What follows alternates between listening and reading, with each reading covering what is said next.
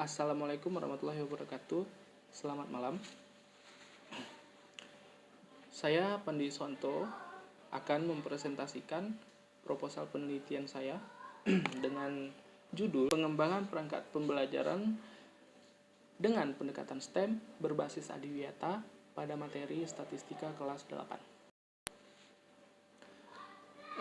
Yang pertama yaitu latar belakang.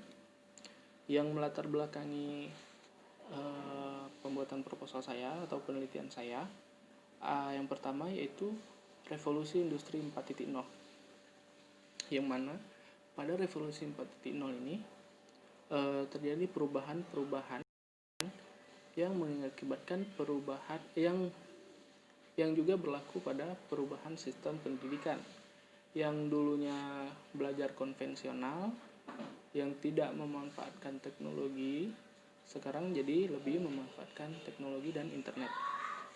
Kemudian dampak dari revolusi industri 4.0 ini mengakibatkan adanya kurikulum baru yang dibuat untuk menyesuaikan dengan revolusi industri 4.0 ini, yang sebelumnya kurikulum KTSP yang sekarang menjadi kurikulum 2013. Dan juga sejalan dengan itu ada sebuah program pemerintah, yaitu program Adiwiyata. Tujuannya itu untuk mewujudkan masyarakat sekolah yang peduli dan juga berbudaya dalam lingkungannya. Nah, dengan menciptakan kondisi yang lebih baik bagi sekolah untuk menjadi wadah pembelajaran dan juga penyadaran segenap warga sekolah. Di antaranya, warga sekolah itu di antaranya kan ada murid, guru, orang tua, atau wali murid. Dan lingkungan masyarakat demi terciptanya upaya pelestarian lingkungan hidup. Jadi Adiwiyata ini tujuannya itu untuk melestarikan lingkungan hidup. Tidak hanya sebenarnya bisa diterapkan di luar sekolah juga, tapi kan pendidikannya itu difokuskan diajarkan di sekolah. Jadi kaitan antara kurikulum 2013 dan juga Adiwiyata ini. Ini. Jadi akan bagaimana caranya untuk membuat sebuah pembelajaran yang bisa mengintegrasikan kedua ini. Keduanya itu adalah kurikulum 2013 dan juga Adiwiyata. Maka peneliti tertarik untuk menggunakan apa itu pendekatan STEM? Pendekatan STEM adalah singkatan ya. STEM itu singkatan dari Science, Technology, Engineering, and Mathematics. Lalu materi yang akan digunakan dalam pengembangan ini yaitu materi statistika kelas 8 semester 2. Jadi pada materi ini akan membahas tentang modus, median, dan mean atau nilai rata-rata. Karena tidak semua materi bisa digunakan menggunakan pendekatan STEM, maka saya memilih materi statistika ini. Jadi saya menggunakan materi statistika karena tidak semua materi cocok dengan pendekatan STEM, maka dipilihlah materi statistika untuk pengembangan perangkat pembelajaran ini. Maka dari itu peneliti tertarik untuk meneliti perangkat pembelajaran dengan pendekatan STEM berbasis Adiwiyata pada materi statistika ini untuk peserta didik SMP kelas 8. Berdasarkan latar belakang yang sudah disampaikan tadi, maka rumusan masalah dalam penelitian ini adalah bagaimana mengembangkan perangkat pembelajaran dengan pendekatan STEM berbasis Adiwiyata pada materi statistika yang valid. Lalu dari rumusan masalah tadi didapatkan tujuan penelitiannya, yaitu untuk mendeskripsikan pengembangan perangkat pembelajaran dengan pendekatan STEM berbasis Adiwiyata pada materi statistika yang valid juga. Lalu spesifikasi produk yang diharapkan. Spesifikasi produk yang dikembangkan adalah perangkat pembelajaran yang menggunakan pendekatan sains teknologi, engineering, dan matematika dengan pendekatan STEM berbasis adiwiyata meliputi RPP atau Rencana Pelaksanaan Pembelajaran, LKPD atau Lembar Kerja Peserta Didik, dan tes. Yang kedua, perangkat pembelajaran yang dikembangkan sesuai dengan SK dan KD, standar kompetensi dan kompetensi dasar, suatu pokok bahasan yang akan diajarkan. Pengembangan adalah suatu usaha untuk mengembangkan suatu produk atau suatu produk model dan memvalidasi produk model yang dihasilkan. Perangkat pembelajaran adalah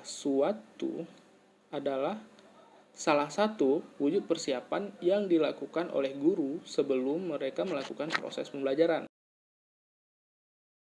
Nah, kemudian pendekatan STEM atau Science, Technology, Engineering, and Mathematics yang berbasis adiwiyata adalah pembelajaran yang menggabungkan 4 cabang ilmu, yaitu Science, Teknologi, Engineering, and Mathematics. Nah, dalam penelitian ini akan diterapkan proses pembelajaran menggunakan langkah-langkah yang berdasarkan pendekatan STEM yang akan berhubungan dengan masalah adiwiyata di sekolah. Statistika. Nah, statistika merupakan materi matematika kelas 8 SMP. Dalam materi ini, peneliti memfokuskan pada topik pengukuran pemusatan data. Masuk ke landasan teori. Yang pertama yaitu pengembangan. Pengembangan adalah kegiatan yang dilakukan secara sadar, tersusun secara sistematis, terarah, terencana, bertahap, dan teratur yang dilakukan menjurus ke sasaran yang dikehendaki untuk memperbaiki atau menciptakan sebuah produk sehingga bermanfaat dan meningkatkan kualitas mutu yang baik. Nah, macam-macam model pengembangan itu ada banyak, tapi yang akan digunakan pada penelitian kali ini yaitu model pengembangan 4D. Nah, model ini dikembangkan oleh Tia Gajaran pada tahun 1974. Nah, prosedur model pengembangan 4D ini atau 4D ini terdapat 4 tahapan. Di antaranya adalah define atau pendefinisian, design atau perancangan, develop atau pengembangan, dan disseminate atau penyebaran. Pada penelitian kali ini hanya sampai pada tahap developed dan disseminate tidak, karena produk yang dikembangkan hanya sampai ke tahap valid. Yang akan digunakan pada penelitian saya yaitu RPP atau Rencana Pelaksanaan Pembelajaran, Lembar Kerja Peserta Didik atau LKPD, dan juga lembar tes.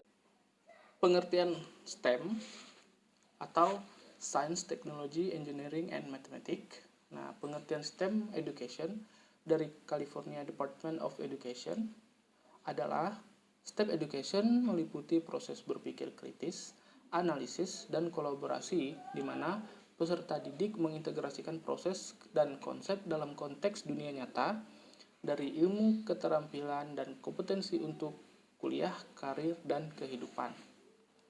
Selanjutnya adiwiyata. Nah, adiwiyata menurut Iswari dan Utomo, adiwiyata adalah program yang bertujuan untuk mewujudkan warga sekolah yang bertanggung jawab dalam upaya perlindungan dan pengelolaan lingkungan hidup. Nah, tujuan program adiwiyata menurut Hidayati adalah mewujudkan warga sekolah yang bertanggung jawab dalam upaya perlindungan dan pengelolaan lingkungan hidup melalui tata kelola sekolah yang baik untuk mendukung pembangunan berkelanjutan. Relevan yang kedua yaitu Mustang 2017 dengan judul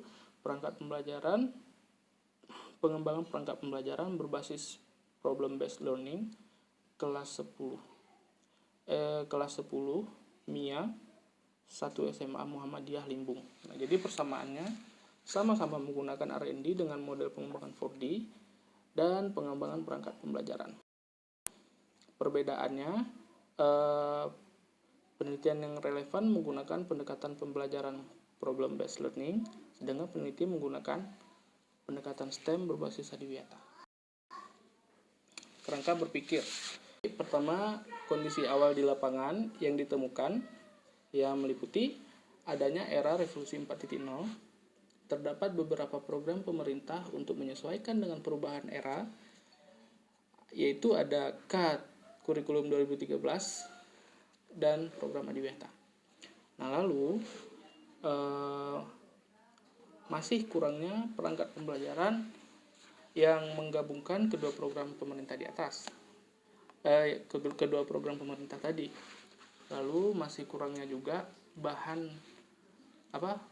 ajar yang bervariasi yang dapat digunakan oleh peserta didik. Nah, kemudian peserta didik ini cenderung senang saat diajak belajar di luar kelas. Tahap selanjutnya, dipilihlah materi yang akan digunakan, yaitu materi statistika. Lalu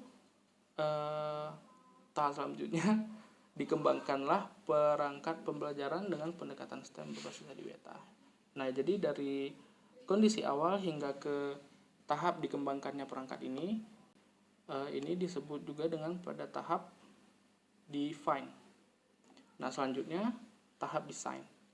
Pada tahap desain meliputi beberapa tahapan, yaitu penyusunan instrumen, pemilihan media, pemilihan format, rancangan awal produk, penilaian teman sejawat.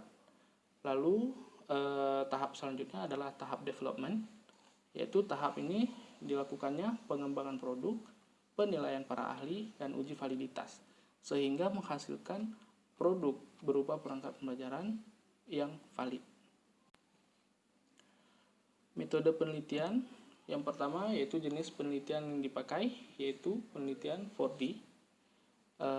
Tapi di sini hanya menggunakan tiga tahapan saja, yang sebenarnya harusnya 4 tahapan. Tahapan yang digunakan hanya define, design, dan development karena disseminate tidak memungkinkan untuk dilakukan. Lalu instrumen pengumpulan data. Nah, jadi ini adalah kisi-kisi lembar validasi LKPD, bisa dilihat. Yang pertama itu ada kesesuaian KI dan KD dan seterusnya. Lalu ada kisi-kisi lembar validasi LKPD ahli bahasa.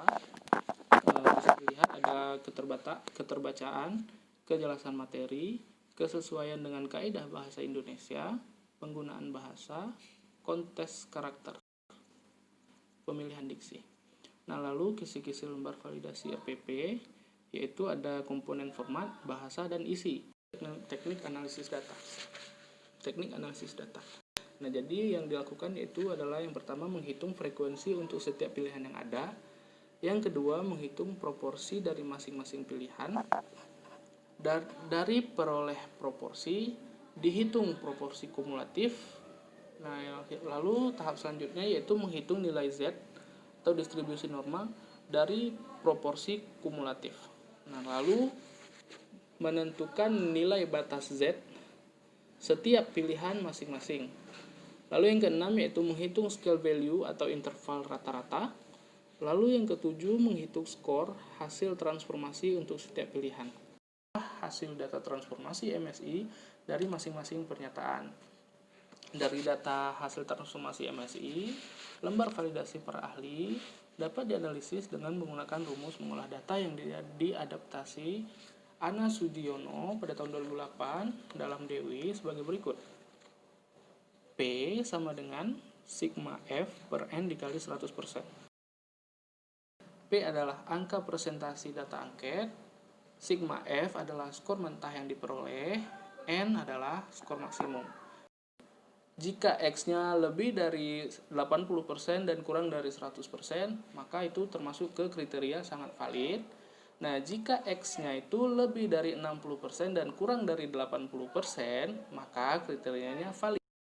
Lalu, jika X-nya lebih dari 40% dan kurang dari 60%, maka kriterianya cukup. Nah, lalu untuk X-nya lebih dari 20 dan kurang dari 40%, maka kriterianya tidak valid. Nah, jika di bawah 20% hingga 0 itu masuk ke kriteria sangat tidak valid. Demikian presentasi proposal seminar saya.